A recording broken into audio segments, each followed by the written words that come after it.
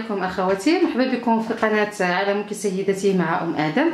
ان شاء الله تكونوا بخير. نتمنى ان كل اخواتي يكونوا بخير على خير. اليوم ان شاء الله غادي نقدموا واحد الوصفه سهله وبسيطه كفكره للعشاء. غادي نحتاجوا المقادير ديالها او المكونات ديالها على بركه الله. عندنا هنا بطاطا على شكل دوائر، عندي شويه ديال الملح، قزبر ومعدنوس، عندي البيض. طبعا الكميه كتبقى على حسب يعني كل واحد والكميه اللي غادي يدير. فانا هنا عندي مطيشه، 3 المطيشات محكوكين ودايره فيهم واحد الفص ديال الثوم محكوك حتى هو. عندي هنا مطيشه عفوا البصله مشلضه، والفلفله ايضا مقطعه على شكل كعبات صغيره او حتى هي مشلضه. غنحتاج ايضا زيت الزيتون. بالنسبه للتوابل فغادي نحتاجوا الفلفل الاسود والتحميره والكركم. هادو هما المكونات ان شاء الله ديال الطبق هذا. فغادي اول شيء غادي ناخذوا طماطم او مطيشه بطحنا، غادي نديروها في المقله هي والثوم. غادي نضيف ليها شويه ديال الملح، وغادي نضيف ايضا واحد شويه ديال القزبر معدنوس،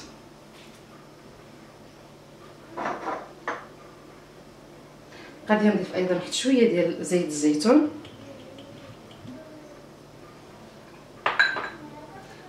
غادي نضيف شويه ديال الفلفل الاسود، غادي نضيف ايضا واحد شويه ديال البابريكا او التحميره حلوه،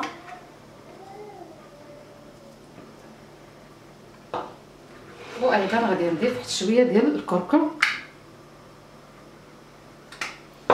غادي نشعل النار على هاد المكونات هادو.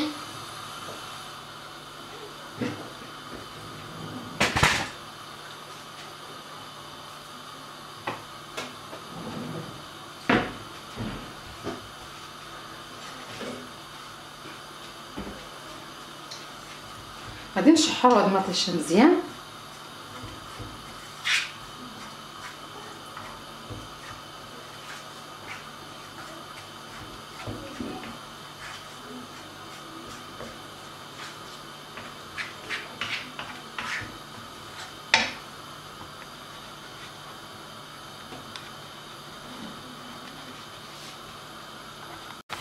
بعد ما شحرت المطيشه ديالي دابا غادي نخويها في واحد الاناء.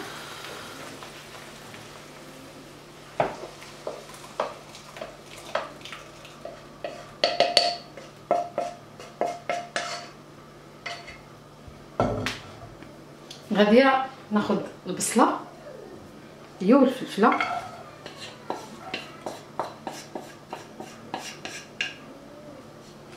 غادي نشحرهم حتى هما واحد شويه ديال الزيت،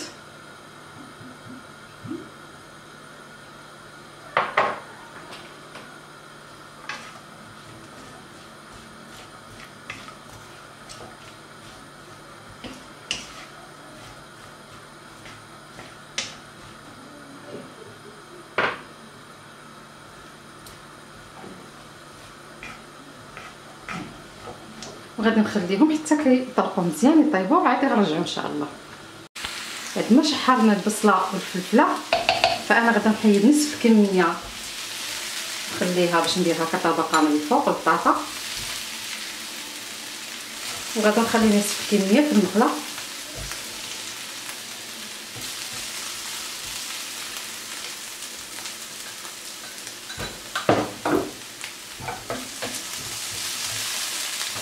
غادي نضيف له ايضا نصف الكميه ديال الطماطم اللي شحرها في الاول،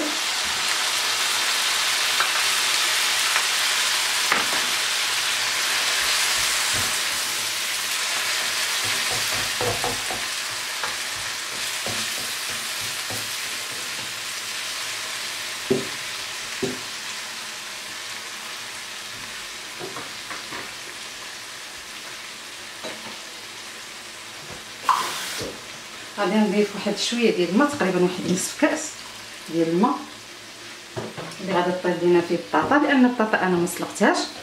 فاللي بغى في ساعه يعني يوجدها بلا ما يضيف الماء لا والو يمكن له يسلقها في الاول عاد باش يرميها في المقله. دابا غادي نضيف البطاطا ديالي بهذا الشكل هذا، غادي نستفها كامله في المقله. غادي نغطيه دابا بعد ما استوت البطاطا ديالي في المقله، غادي نغطيه ونخليها حتى كيدخلها طيب شويه، ومن بعد غنرجعو ان شاء الله. بعد ما بدات البطاطا ديالنا يعني كطيب كيدخلها طيب شويه، دابا غادي ناخذ المطيشه اللي خلينا في الاول، غادي نكبها من الفوق.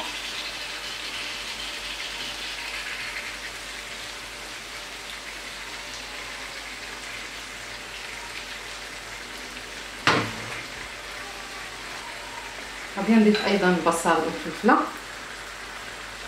بهذا الشكل هذا.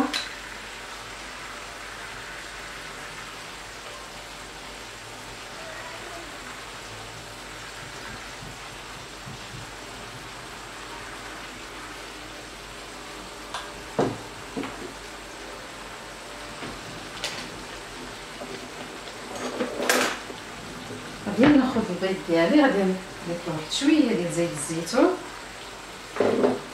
وغادي نضيف له واحد شويه ديال البصل،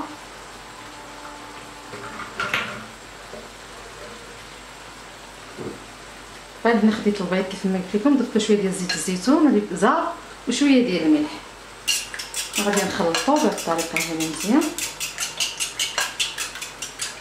وغادي نكبو فوق من هاد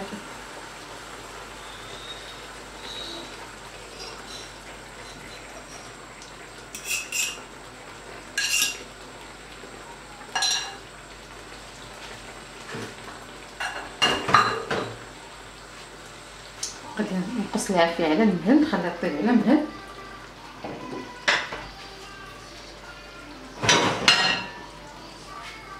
غادي نغطيها ونخليها طيب على عافيه مهيله. في الاخير غادي نزينها بواحد شويه ديال القزبر ومعدنوس،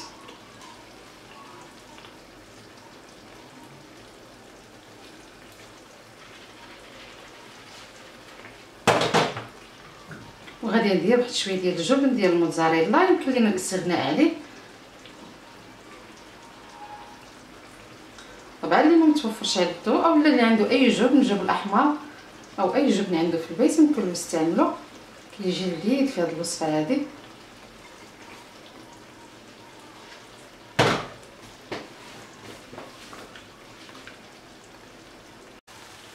هذا هو الطبق ديال اليوم بعد ما وجدناه، كيجي لذيذ صراحه، والريحه ديالو كتشهي. كنتمنى انكم تجربوه في البيوت ديالكم. الى عجبكم الفيديو ديال اليوم كيف ما ديما ما تنساوش الاشتراك بالنسبه للناس اللي ما مشتركاش، ولايك والتعليقات ديالكم اللي كتفرحنا وكتسعدنا. والسلام عليكم ورحمه الله تعالى وبركاته.